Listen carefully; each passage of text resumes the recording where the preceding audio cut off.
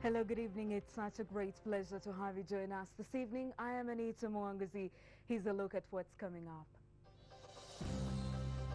Be remanded for their dubious and irregular actions in the acquisition of shares. Parliamentary NSSF report out recommends sacking of Sendaula and Chayonka.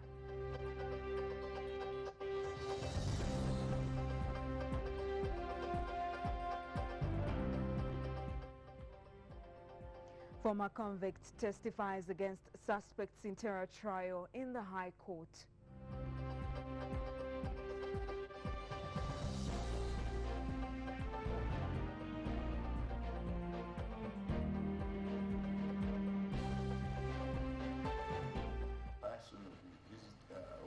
Wisdom, the man who will be an added asset. Should our vetting system be changed? Kanye Hamba accuses Speaker of Parliament of mismanaging process. The committee has sponsored the Uganda Boxing Federation in preparation. And the Bombers are off to Tanzania for Nyerere Open Boxing Tourney.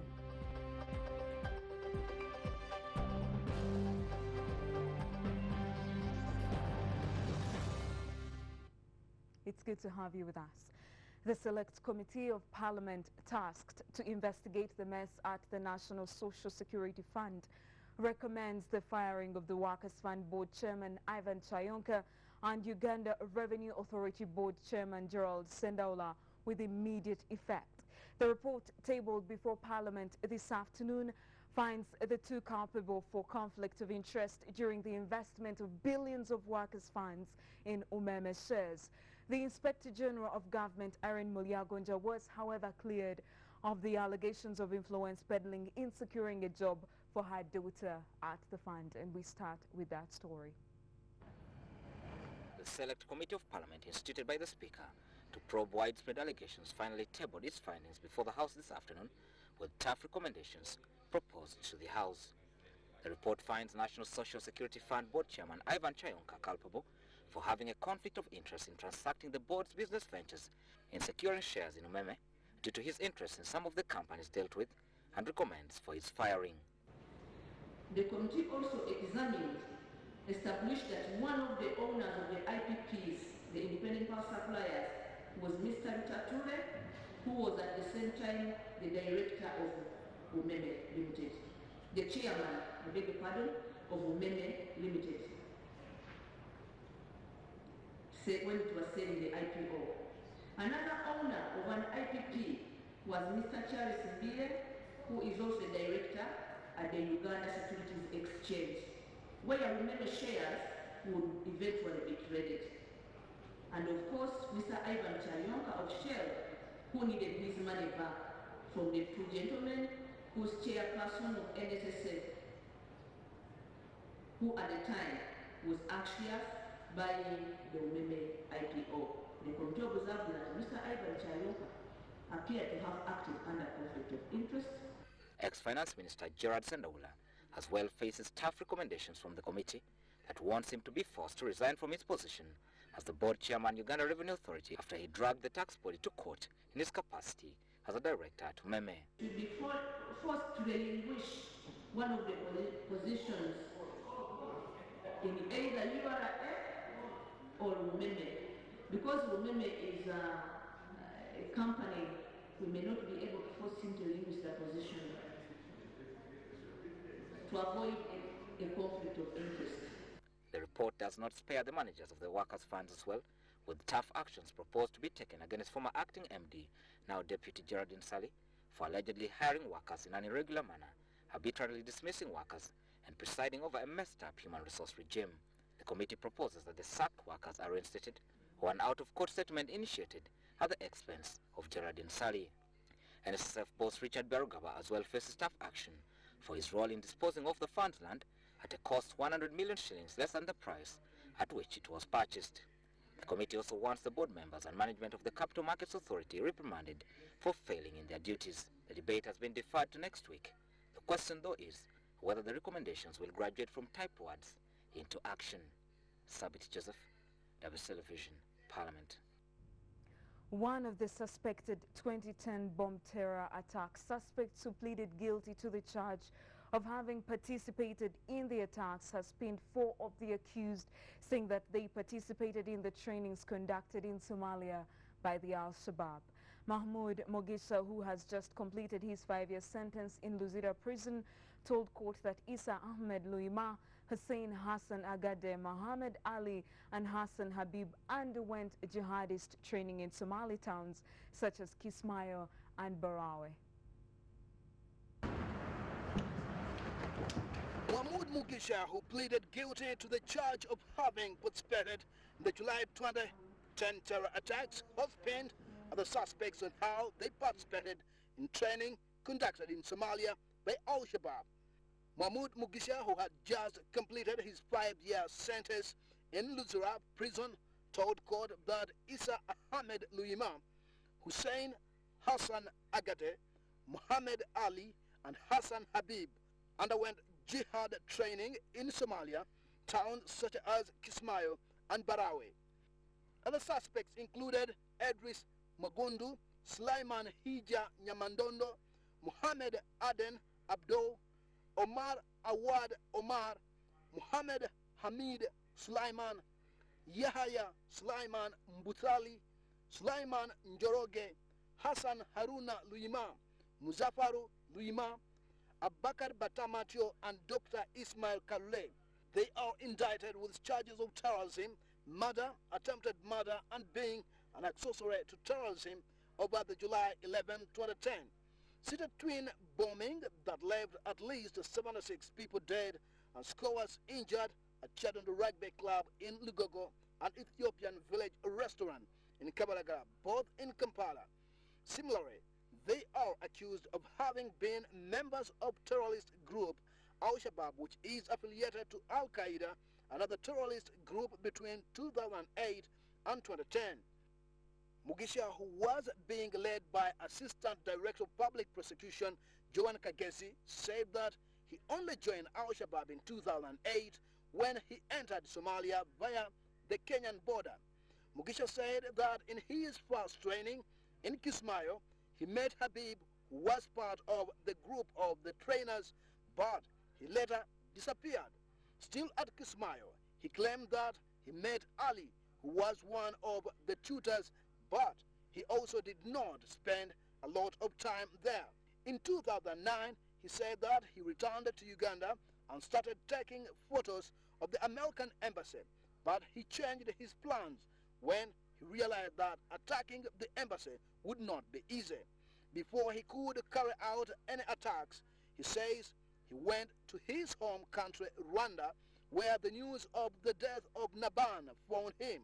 Naban was killed in 2009 by American Special Forces. The case is still proceeding at the High Court Criminal Division. In the wake of Wednesday's vetting of the newly appointed Chief Justice, his deputy and 7 cabinet ministers by Parliament's Appointments Committee, Uganda's vetting system comes under the spotlight. Unlike Uganda's neighbors like Kenya and Tanzania, our system is locked out of the public and media and seems to only require curriculum vitae and academic qualifications. Critics say it lacks a reason, as Aaron's Tabaruka looks through the differences in the vetting systems of the East African countries.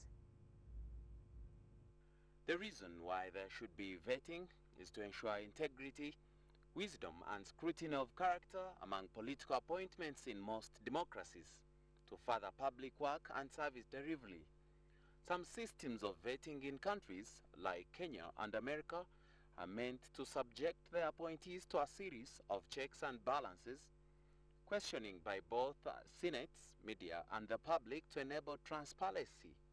The reason why we vet candidates here is to ensure that we are nominating or recommending for appointment a person of integrity, a person of wisdom, a man who will be an added asset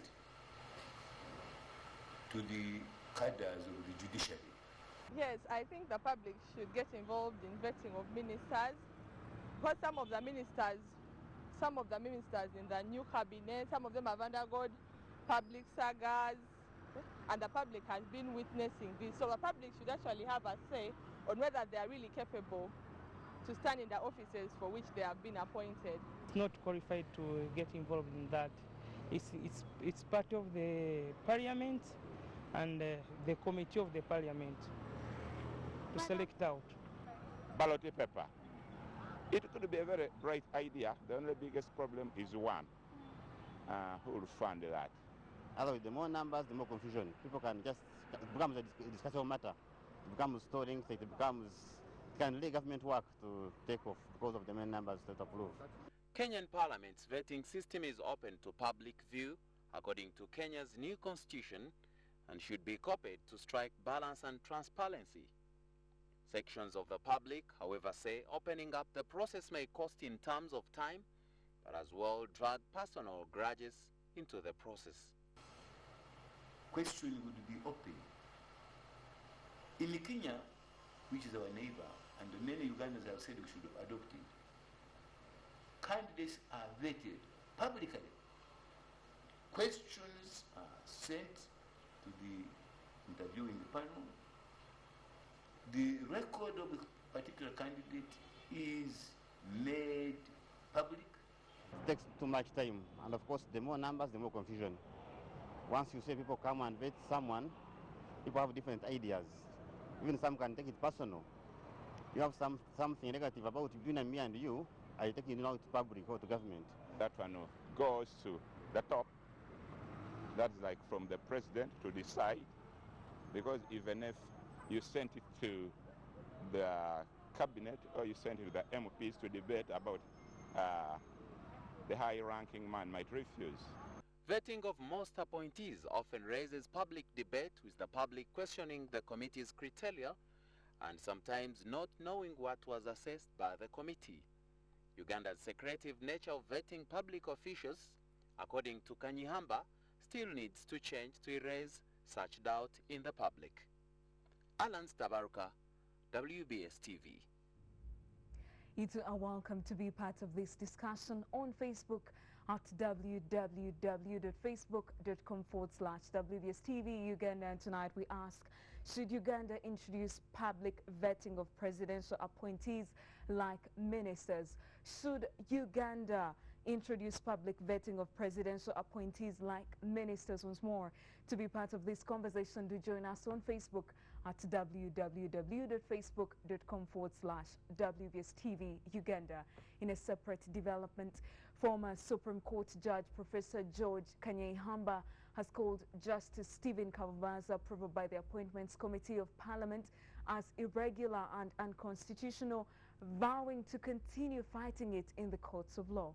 Kanyihamba promises another attempt to challenge Kavuma's appointment and approval, blaming the anomaly on the Appointments Committee of Parliament, as Aaron Stabaruka reports.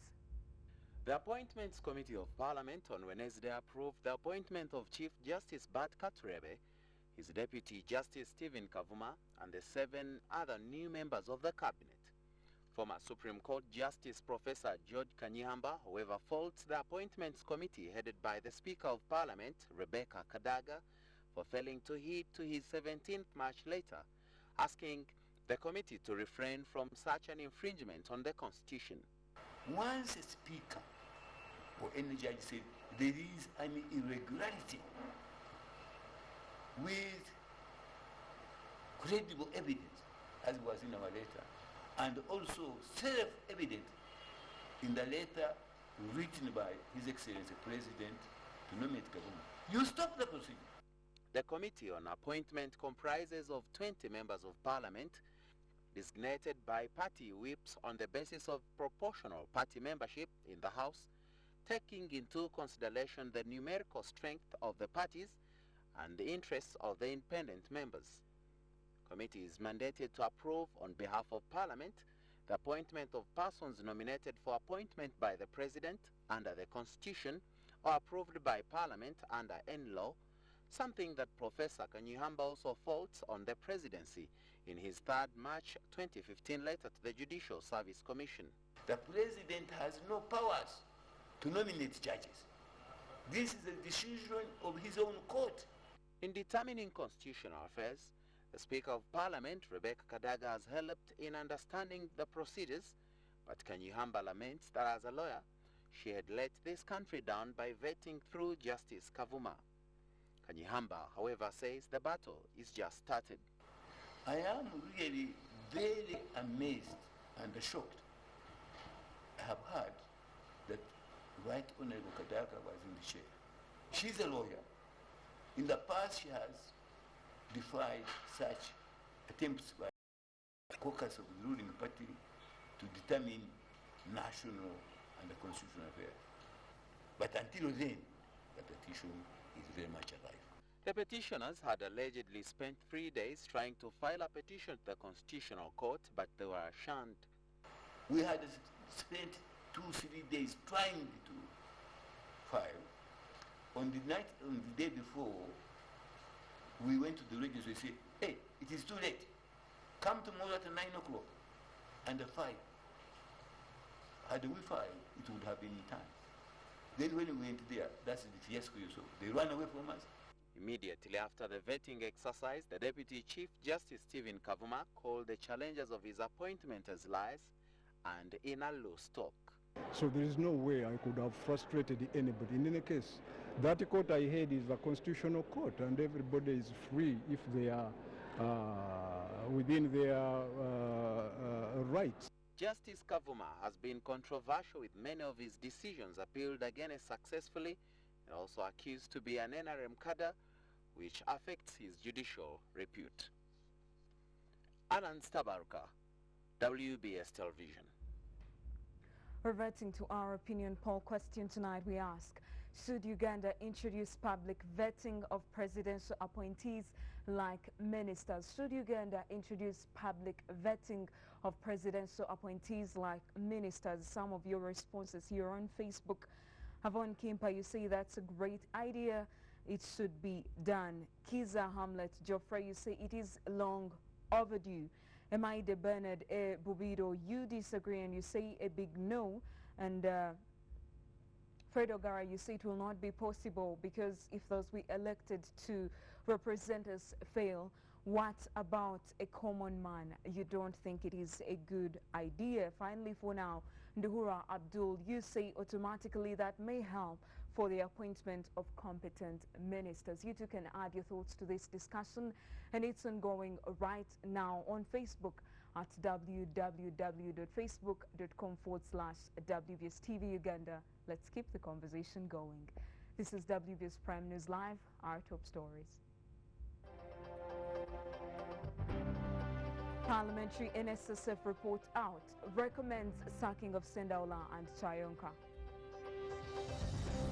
Former convict testifies against suspects in terror trial in the High Court. Should our vetting system be changed? Kanyihamba accuses Speaker of mismanaging the process.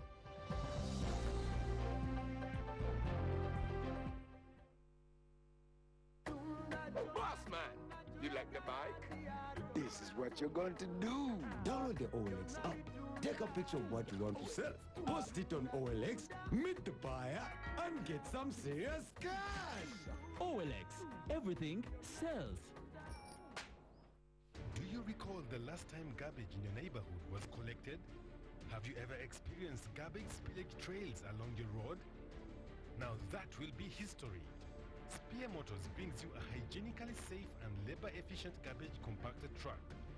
Unlike ordinary garbage trucks, this garbage compactor truck completely covers the waste and carries 20 tons of garbage.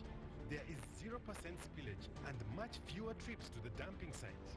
The garbage compactor truck is a self-loader. Only 2 men are required for the whole operation. Local authorities and private garbage collectors, the garbage compactor truck is now available at Spear Motors, Nakawa.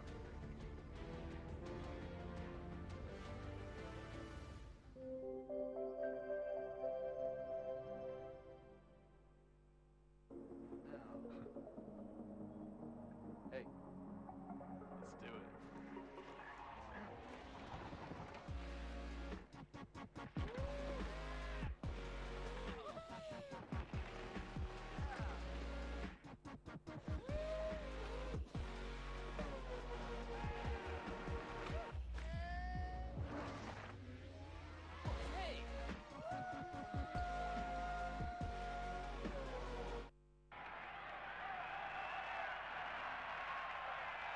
This is how we used to watch football on our small TV. But then, we sold some of our stuff that we didn't use anymore on OLX and bought ourselves a big TV.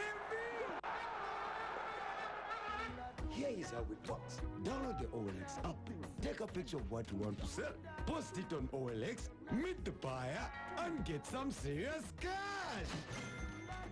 OLX, everything sells. That is it. Easy.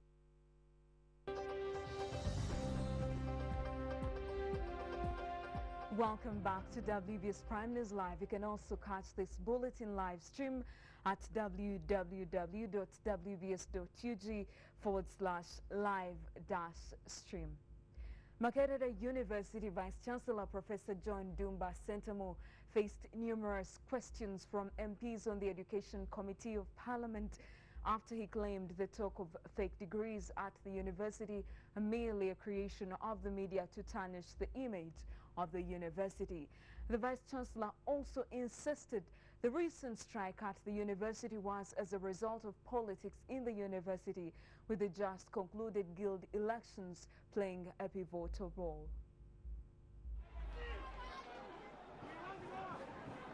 After a series of strikes and unrest at Uganda's most prestigious university that saw tear gas rock the university campus, the Parliamentary Committee on Education interfaced with the Vice-Chancellor, Professor John Dumba Sentamu, in an effort to find answers to the problems. The MPs grilled the Vice-Chancellor over remarks he made that the problems at the university is a creation of the media to tarnish the image of the university. It's the reality. There is alteration of marks in Makerere University. Just like people used to talk about sex for marks. I remember in one of the meetings, one of the professors was very bitter that people were writing about sex for marks. It is commutative. Anything can happen after graduation or even before. That's right. Before graduation. So can we have a system whereby we shall have checked all these before graduation, then somebody goes at once. Would like the Vice Chancellor to give us the joining instructions which says students should pay 100% by this time. Government is not sending money in time. Now, if government fails to send money, where do parents get money in time? If government, where we are paying our taxes, fails, you have failed to bring a system which manages students to pay money in time. The purpose of setting up a committee, actually the terms are carried here, to review, can you allow me to read the terms of this conference? To review some records of departments, schools and boards of examination, appeals and irregularities, to identify the level and points at which the change of marks are being done, to identify the person that are directly involved, to assess the level of gravity of the problem, to assess the appropriateness and safety of the software used for management of exams marks. Makerere University has made headlines over student strikes over the fees policy, allegations of lecturers trading marks for sex, and reports that students' marks are altered by officials within the university. The legislators say the university should focus on finding lasting solutions to its problems. Sabit Joseph, WBS Television, Parliament. Police says the latest post-mortem report carried out on the body of the late Emmanuel Mayanja Malindwa reveals he died of unconcealed shock, which caused instant internal bleeding in the brain. According to a post-mortem medical report obtained by police from pathologists, components of a drug-related substance were found and identified in the deceased's liver, and according to the specialists, these components were cocaine and alcohol. However, this post-mortem report has raised suspicion into the death of the young musician AK-47. However, police says another independent post-mortem is going to be carried out at the government analytical lab to reconfirm the earlier findings. Several allegations have been leveled into the death of young musician AK-47, who passed away on Monday night in the Vanju Bar and Restaurant in Kabalagala, Kampala suburb.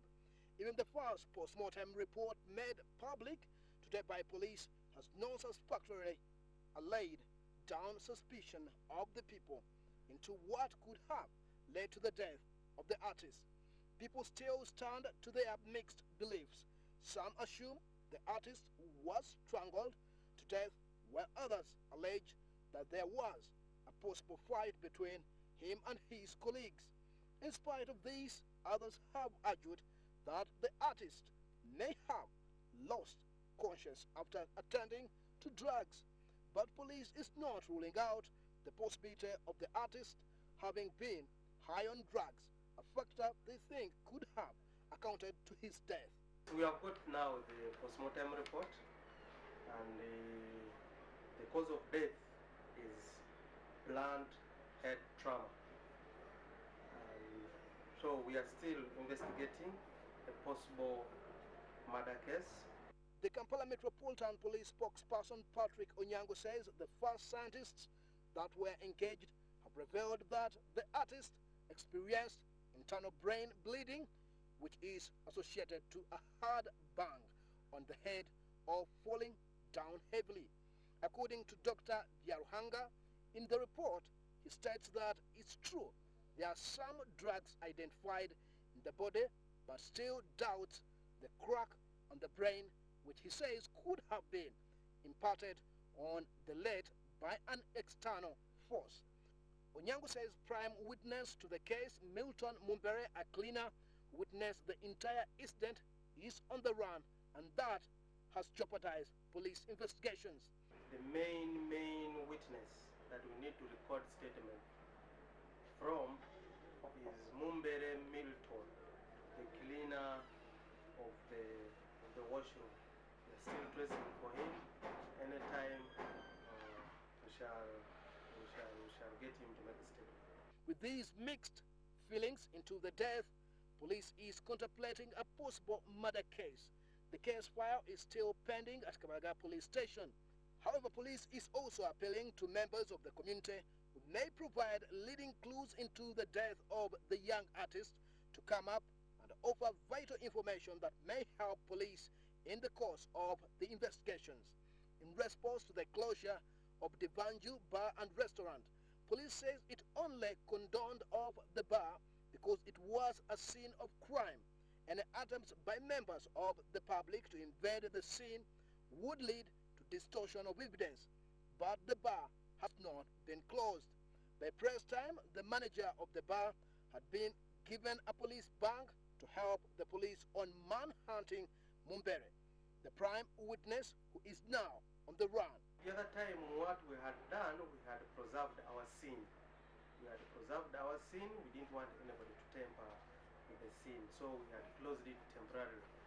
But since we are through with our investigation, our forensic investigation at that place, we had to reopen it.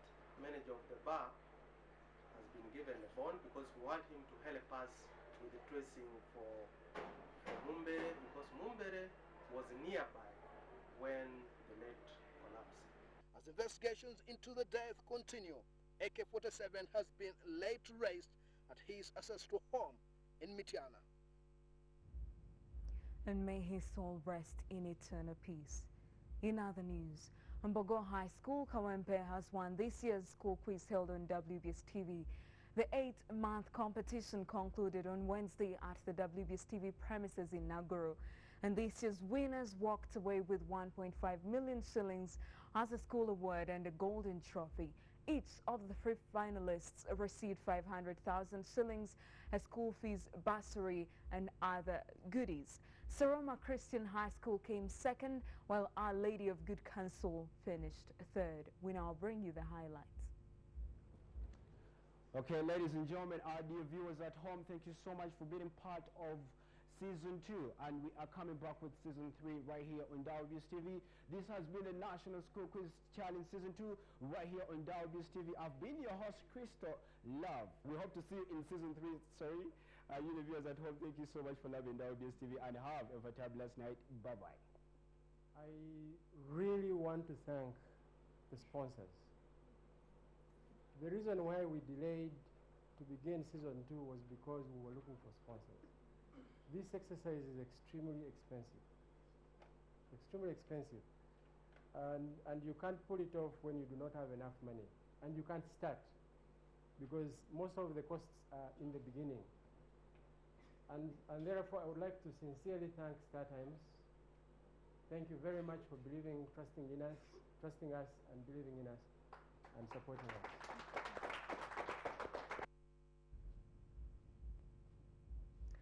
While the Uganda Police is teaming up with civil society organizations, Action for Development in what they describe as Run for Women and Girls. This is one way of fundraising for health in Kisoro district ahead of the task to improve maternal health there. Yes, there are prizes for the winners of both the 5-kilometer race and the 10-kilometer race. As several stakeholders continue agitating for the need to prioritize matters of women's health by ensuring quality health care services, Action for Development has partnered with Uganda Police to fundraise for women health facilities in Kisoro.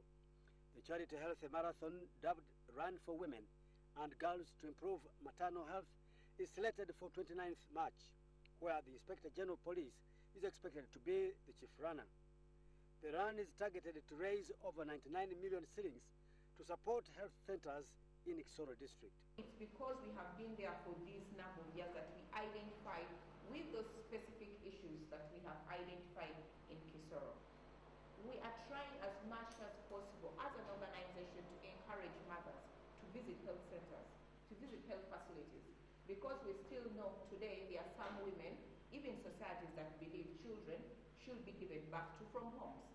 We are still struggling with issues of traditional birth attendance. The offenses that is committed by our community members is rape and defilement, and in some of these cases the victims are impregnated, and when they are pregnant it does not mean that they should be sentenced to death, so they have to go to hospital and get proper maternal health care. Marathon Run is one of the corporate responsibilities that the police does not mobilize the public on matters of crime. Respect as police that we have come in to support ACFOD as our partner to save these lives. But at the same time, we also have a duty as police to join the community in identifying problems affecting community members and also giving a hand in getting a solution to those problems. ACFOD urges that government should heed the post-2015 recommendations by the United Nations Forum on Women's Health and Development to evaluate the role of women's health in sustainable development. You're still watching WBS Prime News Live, our top stories. Parliamentary NSSF report out recommends sacking of Sendaula and Chayonka. Former convict testifies against suspects in terror trial in the High Court. Should our vetting system be changed? Kanyehamba accuses Speaker of mismanaging process.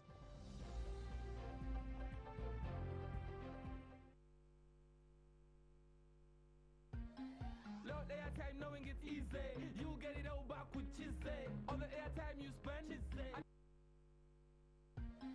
Load airtime knowing it's easy. You get it all back with Chizzy. All the airtime you spend is at the end of the month, Chicho Chizzy. 1K, 2K, 5K, 10K, 20K, 30K. Airtime you spend is refunded. Talk and talk with Chizzy. Chicho. Uganda Telecom's got something. Get back your airtime with Chizzy from Uganda Telecom. Dial *100#, select Chizzy and get the total amount you spend in a month refunded. This refund can be used for calls and SMSs to all networks for the next 30 days from Uganda's most affordable telecom service. Uganda Telecom. It's all about you.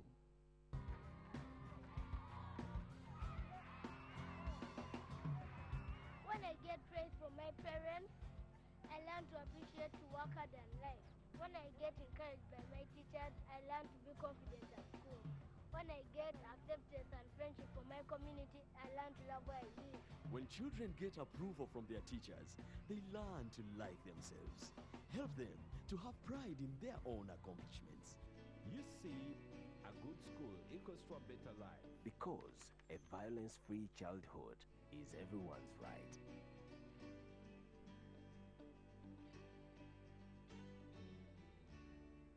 Raising voices.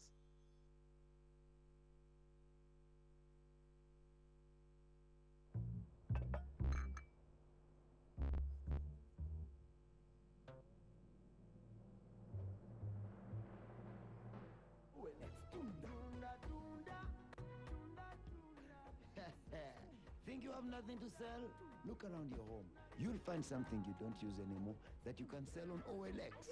Simply download the OLX app, take a photo of the item you want to sell, post it on OLX for free, meet the buyer, and tunda! OLX, everything sells.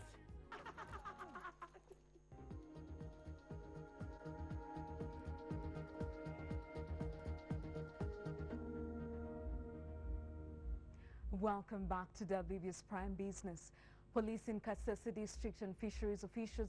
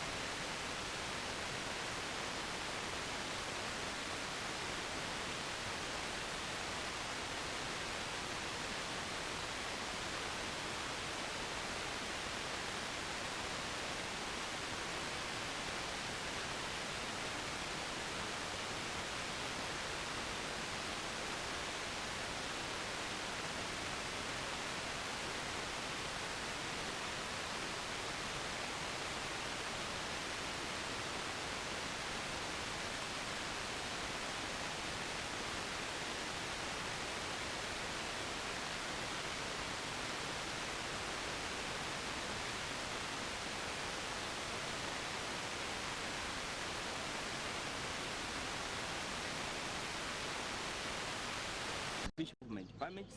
The Western Regional Law Enforcement Officer attached to the Fisheries Department, Adam Semugabe, said that they are determined to arresting whoever trades in immature fish. This, he thinks, would eradicate the vice. Emoloka eyo yali etikibwa omukyala amanyibwa nga Kakwezi nga yakusa asinzeeyo kukusa abantu emitwe akukusa obwennyanja obuto naye ekyomukisa omubi mu bantu be twakutte yadduse. The owner of the 4 tons of immature fish here impounded, one Kakwezi, is reported to be on the run.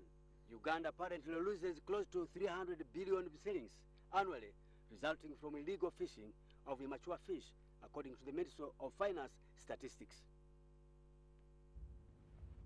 Muslims in Kampala are appealing to Kampala Capital City Authority to stop demolishing Muslim schools in the city. This as over 600 Muslim leaders in the 5 divisions of Kampala met KCCA Executive Director Jennifer Musisi at City Hall. Their circle was given 50 million shillings by the authority to boost business in their communities.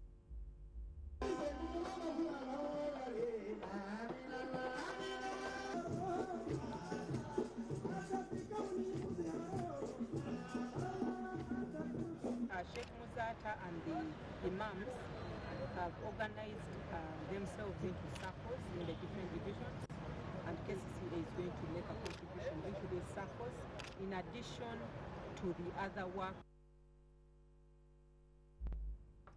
We'll now take a short break and return with the latest in the world of sports. Stay with us.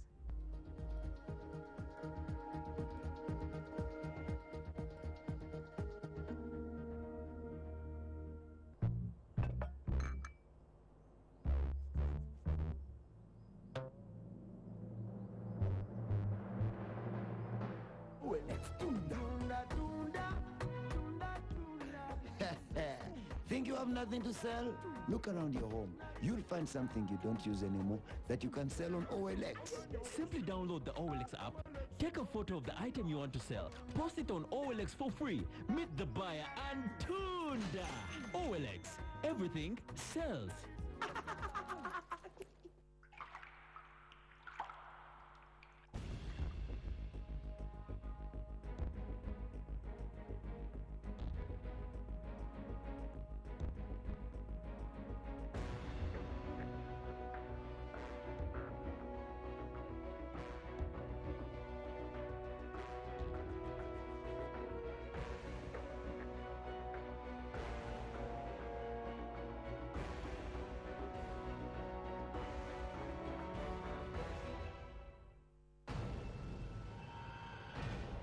for what?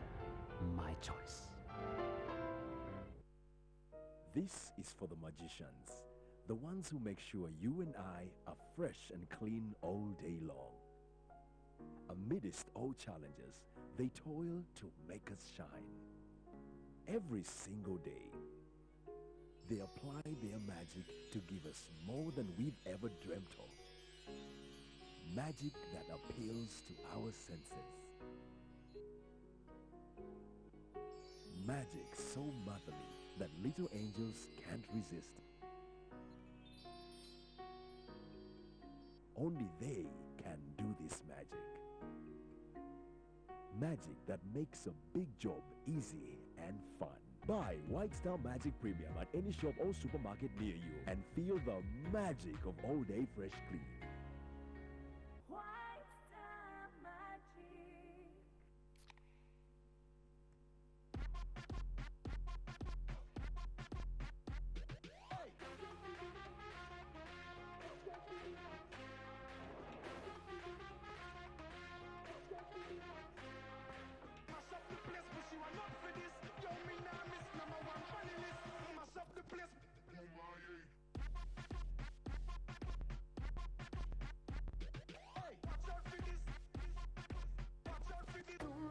Boss man, you like the bike?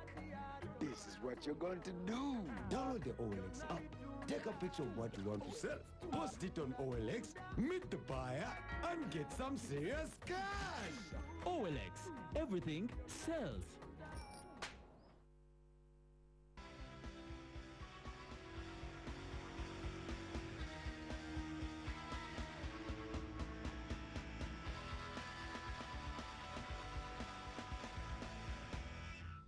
Welcome back to WB's Prime Sport.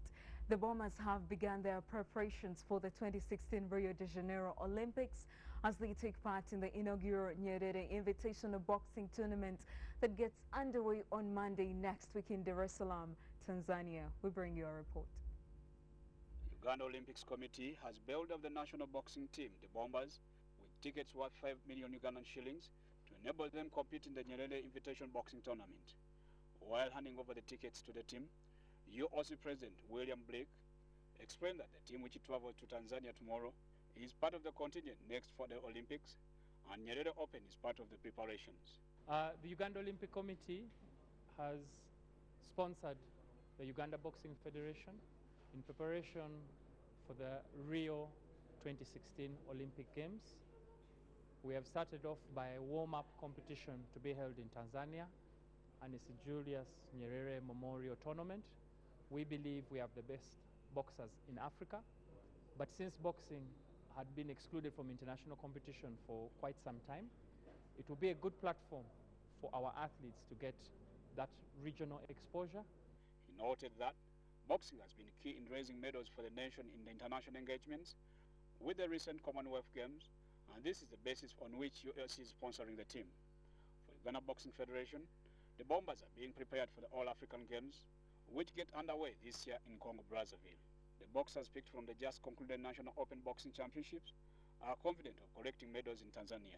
We've done a lot of training, and I know we are in shape according to the training we've done and the best coaches we've had, and I know we're going to have a great performance from TZ. So Ugandans, our fans, please just wait for the medals. Just expect the good performance from the Bombers.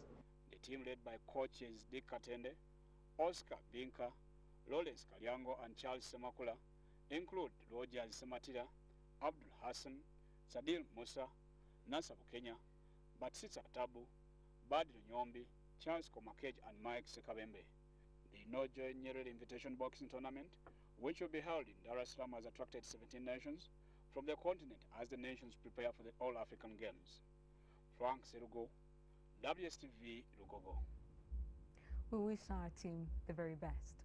The Federation of Uganda Football Associations, FUFA, confirms that the national senior team, Uganda Cranes, will play a friendly match with Nigeria on the 25th of March 2015 at the Akwa Ibom International Stadium.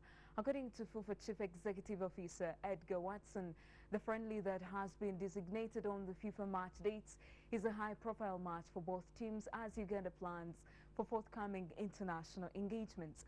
Meanwhile, 30 top referees supervised by the FIFA Referees Regional Development Officer Carlos Enriquez will be out for yet another FIFA-supported course at Njedo Technical. Carlos will come to Uganda with 2 other FIFA instructors, one technical and the other is a fitness instructor, to conduct the course. That's the sports. Stay with us to return with our news summary.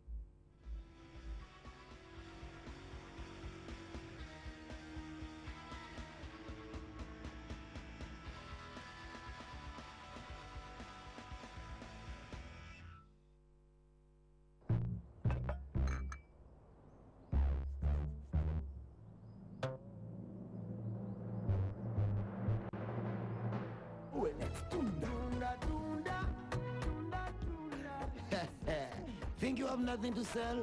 Look around your home. You'll find something you don't use anymore that you can sell on OLX. Simply download the OLX app, take a photo of the item you want to sell, post it on OLX for free, meet the buyer, and tunda! OLX, everything sells.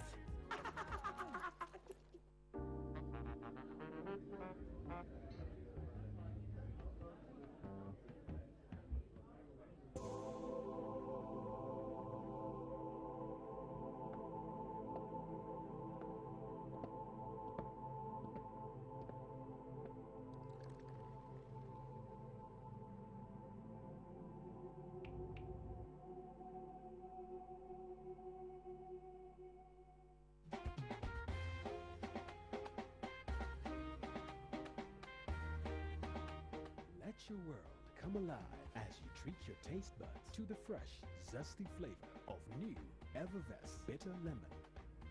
Evervest Bitter Lemon. Bitter is cool.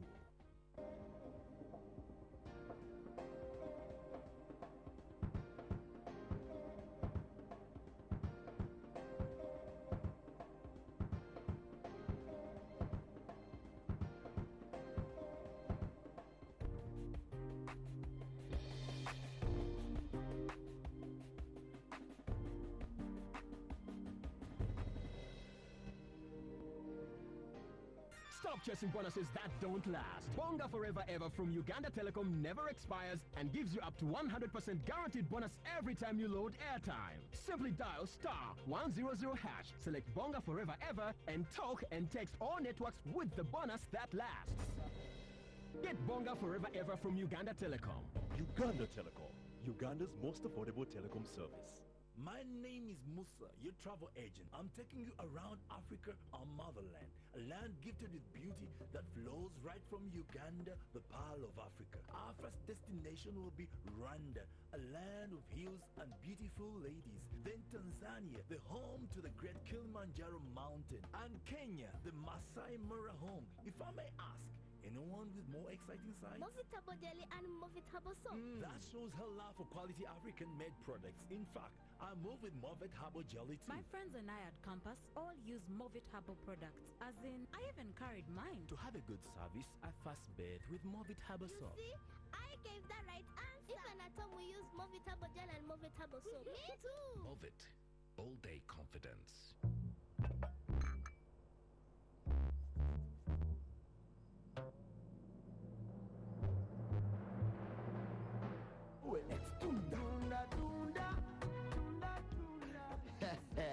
Think you have nothing to sell? Look around your home. You'll find something you don't use anymore that you can sell on OLX. Simply download the OLX app, take a photo of the item you want to sell, post it on OLX for free, meet the buyer, and tunda! OLX, everything sells.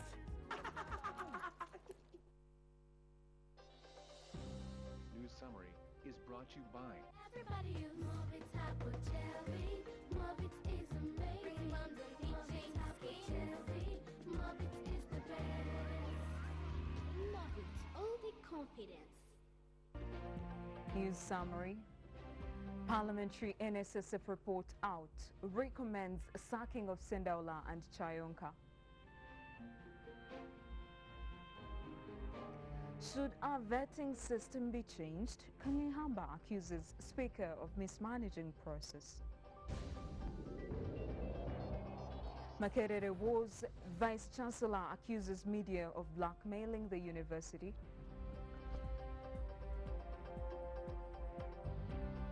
Police Ministry of Works starts operations against cars in dangerous mechanical condition.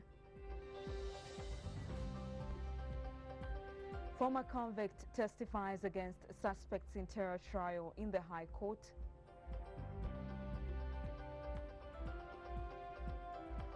And in sports, Bombers off to Tanzania for Nyerere Open boxing tourney.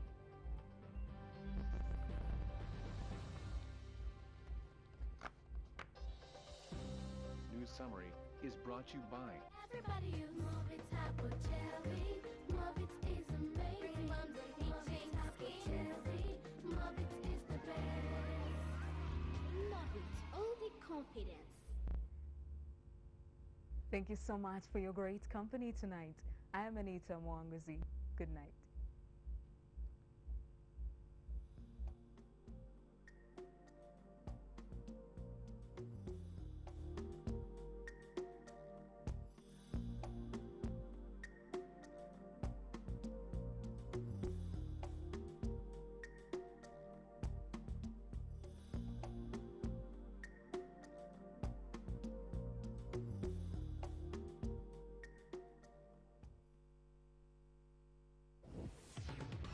Up next on WBS TV.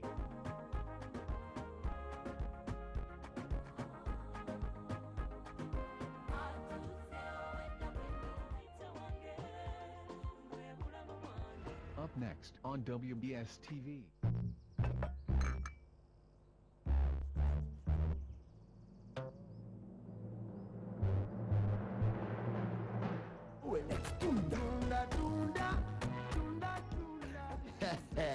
Think you have nothing to sell?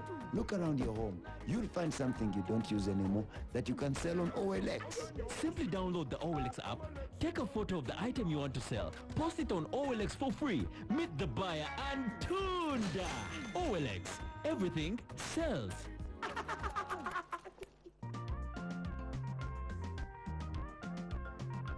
Muziki Moment is brought to you by